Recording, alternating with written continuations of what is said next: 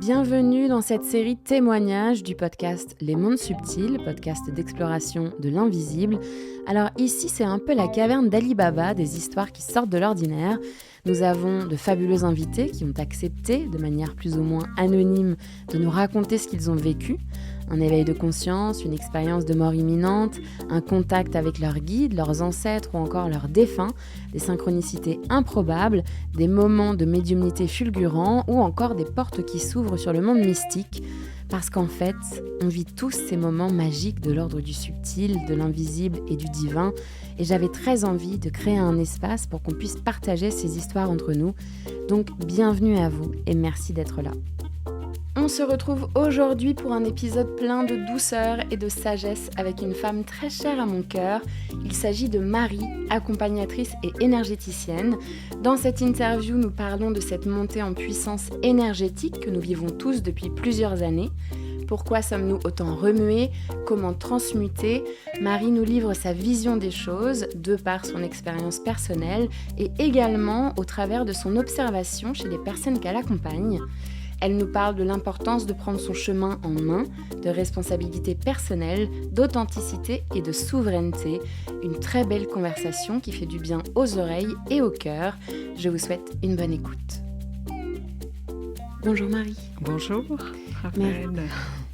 Merci de m'accueillir chez toi. Je suis ravie que tu sois à mon micro car ça fait longtemps qu'on en parle. Merci à toi et puis ravie de passer ce petit moment avec toi. J'aimerais te présenter à ma manière si ça te va. Marie, c'est une femme que la vie a mis sur mon chemin de manière inattendue et tu m'as beaucoup aidée cette dernière année. Et donc, Marie, tu es thérapeute, tu accompagnes aujourd'hui beaucoup de personnes dans l'énergétique, tu es énergéticienne. Donc aujourd'hui, moi je voulais t'interviewer, déjà peut-être que tu peux nous raconter quelque chose sur toi, un témoignage de quelque chose qui t'est arrivé dans l'enfance par exemple.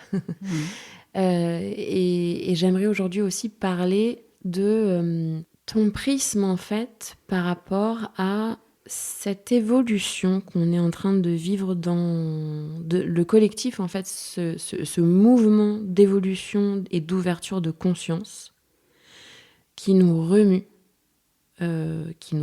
beaucoup depuis plusieurs années. Et tu m'as donné tellement de conseils justes et importants que voilà, aujourd'hui j'avais envie justement de partager tout ça avec les autres et avec les auditeurs du podcast. Est-ce que déjà tu peux nous raconter un peu ta reliance au divin ? C'est parti d'où ? Quand est-ce que ça a commencé ? Ça a commencé dans mon enfance, donc je pense que j'ai vécu des choses un peu dures, une enfance assez difficile. Et à l'âge de 6 ans et demi, 7 ans, donc j'ai eu une image qui m'est apparue, et donc c'était l'image de Marie. Et cette image a continué à traverser ma vie jusqu'à aujourd'hui. Et même si j'avais eu une enfance difficile, en fait, je savais que j'étais connectée à autre chose et qu'on me protégeait d'une certaine façon. Cette image, ça a toujours été une transformation intérieure pour moi. Je me suis dit, ok, ma vie telle qu'elle est me convient peut-être pas trop aujourd'hui, mais je sais qu'il y a des gens qui me protègent. Je sais qu'il y a Marie qui me protège, donc ça m'a suivi toute ma vie. Et certainement que ça me suivra parce que je ressens cet amour toujours qui est présent. Et la foi de l'amour, en fait, en tout cas, fait partie intégrante de qui je suis. Et en fait, j'ai envie aussi de transmettre cet amour à travers ce qu'on m'a transmis aussi et ce que j'ai appris, et d'aller dans cette profondeur qui est finalement... peu importe ce qu'on vit, mais il faut garder la foi de cet amour à l'intérieur de nous, en fait. C'est marrant parce que non, c'est pas marrant du tout, mais je le vois dans les personnes que je rencontre qui, à mes yeux, sont éveillés, leurs consciences sont éveillées, les yeux sont grands ouverts, qu'il y a eu... ça revient souvent, en fait, les enfances difficiles. Oui, après, je pense que moi, en tout cas pour moi, je peux pas accompagner ce que je n'ai pas compris moi. Oui, c'est par l'expérience, c'est de par vraiment mon travailler. expérience que moi j'essaye de transmettre, en tout cas cette expérience, comment je me suis sortie de tout ça pour pouvoir accompagner. Et pour moi, c'est là où je sais par quoi je suis passée et où je suis arrivée. Et c'est ça, au fait, cette transformation, cette transmutation finalement. Et je l'ai comprise et j'ai peut-être pas tout compris encore, j'ai plein de choses encore à comprendre, mais en tout cas, cette transmutation de ce qu'on a, de notre vie finalement, des défis par lesquels on passe, qui sont parfois difficiles et qui sont angoissants et on a peur, on a plein d'émotions qui sont compliquées à définir et qu'on ne sait pas forcément les définir. Et qu'à un moment donné, on se dit comment je peux les transmuter, comment je peux les transformer. Oui, parce que c'est simplement ça qu'on nous demande aussi tout au long de notre vie, en fait. C'est d'évoluer et de transmuter, tout simplement.